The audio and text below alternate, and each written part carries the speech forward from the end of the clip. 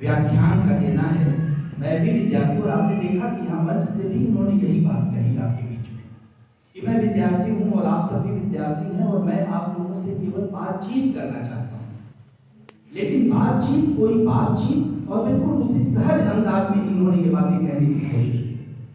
लेकिन कोई बातचीत इतने ज्ञान से भरी हुई, इतनी रचनात्मक अगर हो तो हमें इस तरह का अवसर बार बार उपलब्ध करने के लिए प्रयास करना चाहिए। और इसकी जिम्मेदारी अध्यापकों की और विभागाध्यक्ष की आज की बात बहुत कम बनेगी। इसकी पूरी की पूरी जिम्मेदारी जो हमारे पत्रकारिता परिषद के पदाधिकारी हैं, 4-5 जिन्हें आज सम्मानित किया गया, और उन्हें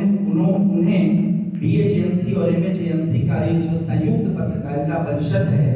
उसके इतने सारे हमारे 50 की संख्या में जो हमारे विद्यार्थी हैं, उन विद्यार्थियों ने जो अपना विश्वास सौंपा है, जो भरोसा सौंपा है, इसलिए आज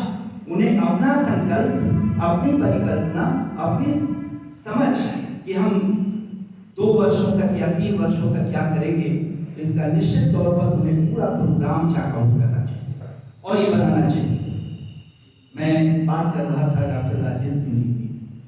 हम लोग ये कह रहे थे, हम लोग समझ रहे थे कि कुछ बातचीत की शैली, लेकिन बहुत ही गंभीर बात है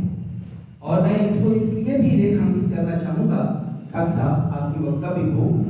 कि सचमुच आज आपने यहाँ आकर के संप्रेषण किसको कहते हैं, संचार किसको कहते हैं, संप्रेषण और संचार के बीच में पारस्परिक अंतर संबंध क्या है, दोनों की प्रकृति क्या है, संचार कब संप्रेषण बन जाता है या संप्रेषण कैसे संचार से पृथक हो जाता है। आपने इन सैद्धांतिक और दार्शनिक अमूर्त बहसों में अपने पूरे व्याख्यान को उलझाने नहीं दिया। आपने इसकी अवधारणा, इसकी अर्थ और प्रकृति के स्तर पर आपने सीधे सीधे कह दिया कि आप लोग कक्षाओं में बैठते हैं और आपके पाठ्यक्रम में ये सब सारी चीजें हैं और जो अध्यापक गुरुजन आपके बीच में आते होंगे वो गुरुजन के विषयों पर आपके साथ संवाद करते होंगे और आपको पढ़ाते होंगे। लेकिन आज आपने अपने अनुभवों से और खास तौर से BHU में संप्रेषण की कैसे भूमिका बन रही है और एक विभाग के साथ जुड़ करके और आपने जिस तरह से वहाँ व्यावहारिक अनुभव को हमारे विद्यार्थियों के बीच में साझा करने की कोशिश की है, यह हमारी एक उपलब्धि है। और मैं चाहूँगा कि ठीक ऐसे ही व्यावहारिक अनुभव किसी विश्वविद्यालय में पढ़ाने वाले किसी आचार्य को बुला करके सैद्धांतिक और दार्शनिक बातें तो आप उनसे कह सकते हैं, कर सकते हैं, लेकिन मीडिया हाउसेस में काम करने वाले लोग, और जिसके लिए डॉक्टर साहब अपने वक्तव्य में कह रहे थे कि वो कॉर्पोरेट सेक्टर भी हो सकता है, वो प्राइवेट सेक्टर भी हो सकता है, क्योंकि आप लोग जो पत्रकारिता की डिग्री यहाँ से लेंगे, इसको लेने के बाद बहुत सारे मीडिया हाउसेस से भी आपका संपर्क हो सकता है। आप किसी मीडिया संस्थान में जा सकते हैं, अध्यापक के तौर पर जा सकते हैं, हायर एजुकेशन में PhD वगैरह करने के बाद, नेट वगैरह करने के बाद उसकी जो अपेक्षित शैक्षणिक योग्यता है वह योग्यता प्राप्त कर लेने के बाद आप कहीं शिक्षक हो सकते हैं, आप कॉर्पोरेट सेक्टर में जा सकते हैं, वहां पर आप जनसंपर्क और प्रबंधन के क्षेत्र में आपको गंभीर जिम्मेदारी सौंपी जा सकती है। तो आपके लिए भावी जीवन में इतने सारे जो प्राइवेट से लेकर के कॉर्पोरेट सेक्टर से लेकर के और सरकारी अर्ध सरकारी क्षेत्रों में प्रवेश करने और वहां अपने लिए आजीविका तलाश करने के लिए जो बहुत सारा स्पेस है, उसके लिए आपके भीतर जो योग्यता होनी चाहिए, उस योग्यता को विकसित करने के लिए सैद्धांतिक विमर्श जितना आपके लिए आवश्यक है, उतना ही जरूरी है कि मीडिया हाउसेस से व्यक्तिगत अपना अनुभव अर्जित करके आने वाले लोग, जैसे डॉक्टर साहब ने आज अपने अनुभव से आपको बहुत ही गंभीर और महत्वपूर्ण बातें बताई हैं, वैसे ही लोगों को आमंत्रित किया जाए और उनसे वक्तव्य, उनके व्याख्यान आयोजित किए जाए और उनसे वक्तव्य सुना जाए। आने वाले दिनों में आप देखेंगे कि आपके लिए